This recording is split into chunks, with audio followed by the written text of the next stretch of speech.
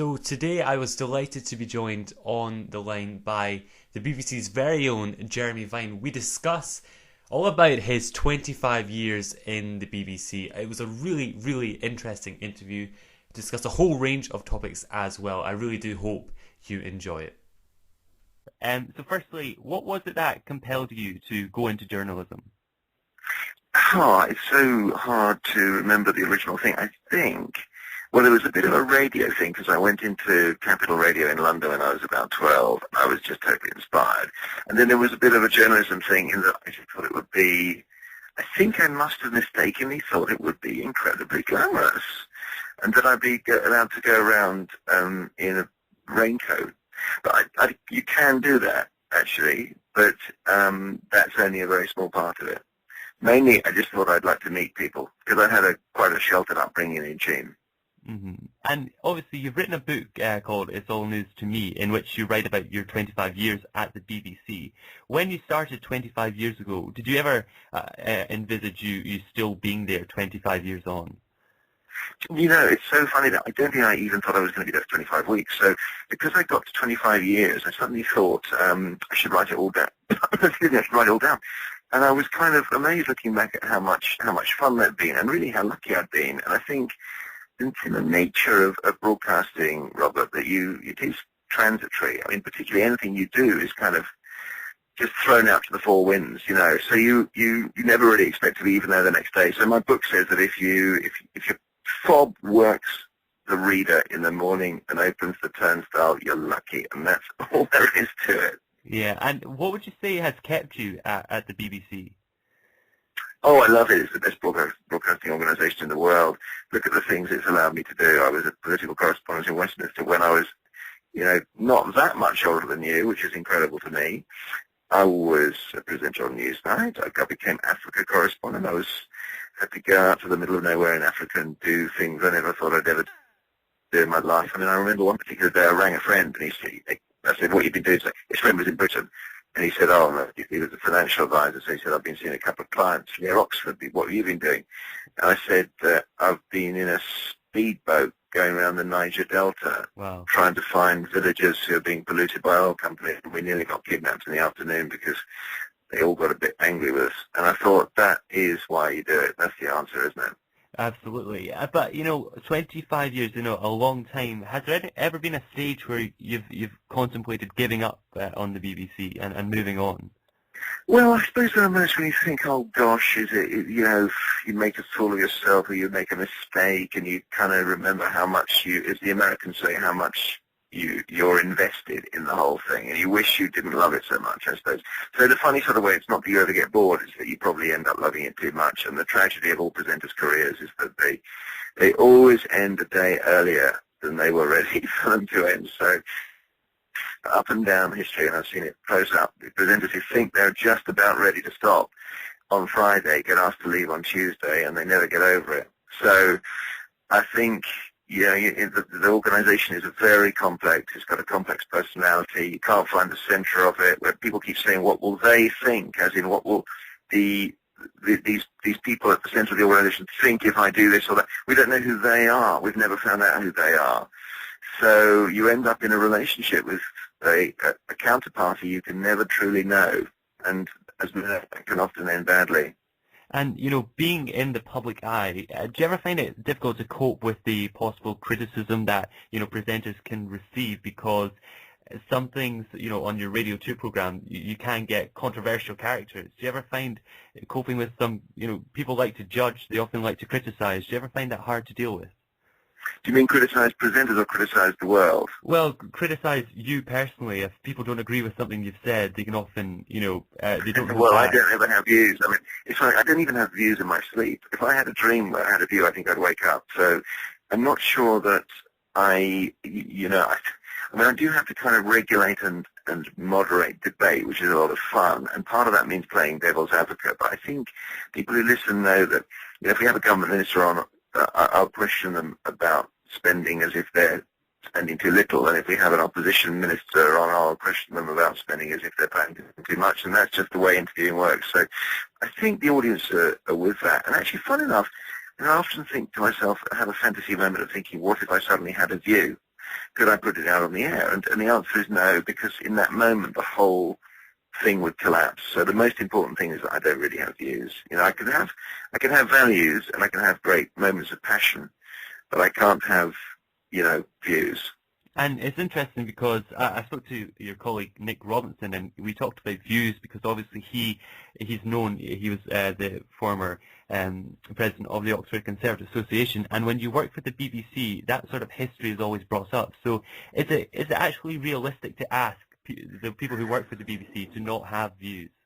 Well, that's a great question, Robert, and the answer is that, excuse me for coughing, when I'm sitting in this Ilkley hotel reception waiting to go to a book festival. It's not a joyful moment in my week.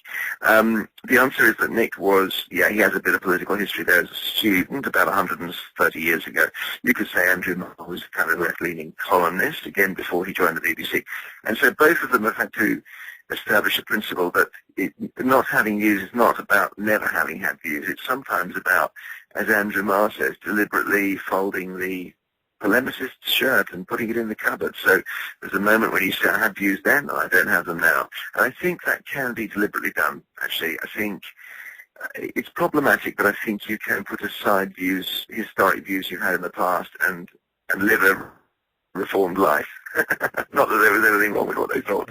And talking about your Radio 2 show, certainly something that I remember was when Gordon Brown was on his campaign trail in 2010, and he called an elderly lady a bigot, and you had him in the studio and you broke that story right in front of him. Would you say that's probably the most memorable sort of event that's happened in your program or in your career? Well, it's funny, for me the most memorable would be doing something that nobody remembers, which is going to a hillside allotment in Umtata in South Africa and trying to find Nelson Mandela, who wasn't there, and interviewing the village chief who'd seen a microphone before. And I said, are you offended? And he said, I can't be offended because nothing has happened. And I thought that I'm going to remember that forever. So in a funny way, my memories are different from the audience's, but you're right in saying that was a big moment. And what I should have realized, because I love politics, but I didn't until it happened, is that anything like that goes into an election campaign, particularly an election campaign where the governing party falls, is a massive moment. So you're thinking, for example, of the teacher who cornered Mrs. Thatcher on Nationwide in 1983, or the Battle of Jennifer's Ear in 1992, and that was one of those. And for that reason, you just asked me, I get asked about it the whole time. It's a very complicated story to how it happened, but essentially it wasn't really planning. The whole thing was an accident, and it was powerful because it was real, because I only got the clip as I asked him the question about it, and he hadn't heard it, and I hadn't heard it, so it's a surprise to us both. So there's a moment where he rocks back in his chair as if he's just been shot, and it was just there, and there was a camera there, which I didn't know at the time. It was just very dramatic. It was an amazing moment. And do you think that moment was the moment that the Labour Party sort of lost their campaign?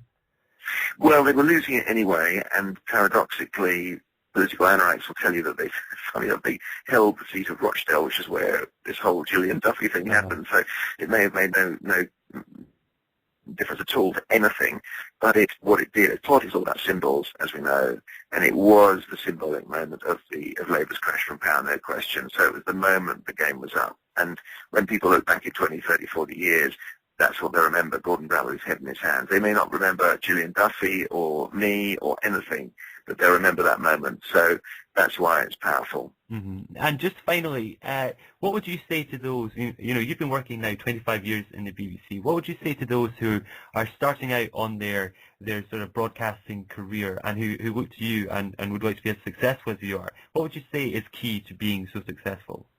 Well, of course, the first key is to reject that very kind compliment, and all presenters will believe they're not successful yet. So you very kindly said that I am, and of course I would initially say I'm not at all, and I'm hoping that maybe by next year I might be slightly successful, but even if not then, maybe the year after.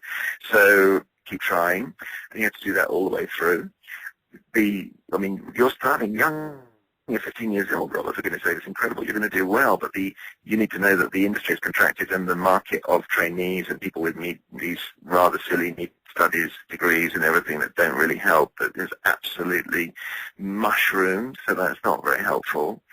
But I think you've got to fall in love with it and do it for love, partly, not for money, not for any other reason. Love and truth You know, if you're so minded, you'll do well.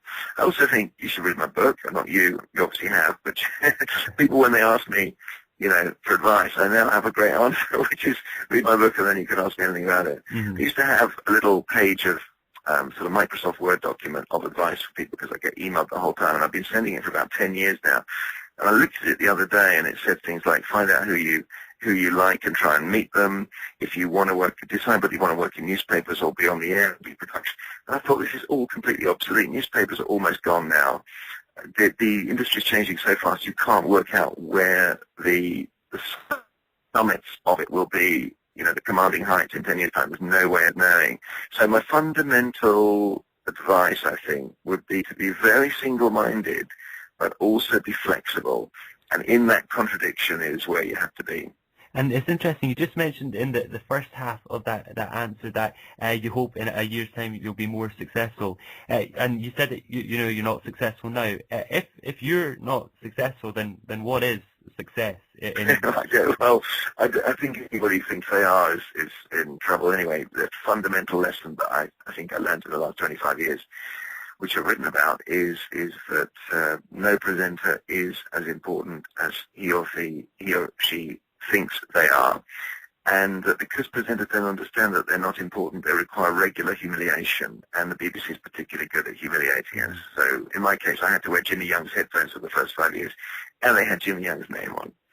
So I just, I don't know, in the end the story's more important. I suppose it's the journalist in me that says that. I don't really like the showbiz model.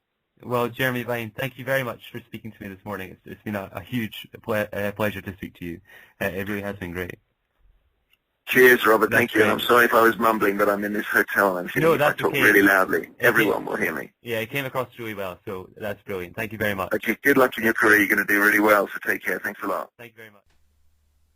There we go. That was Jeremy Vine speaking to me, Robert Weir, on the telephone. I really do hope you enjoyed that as much as I did, getting to ask the questions. It was extremely interesting just hearing about his life in the media. Please check out my website at www.robertweir.co.uk and remember to check my YouTube channel as well for many more interviews that are coming your way.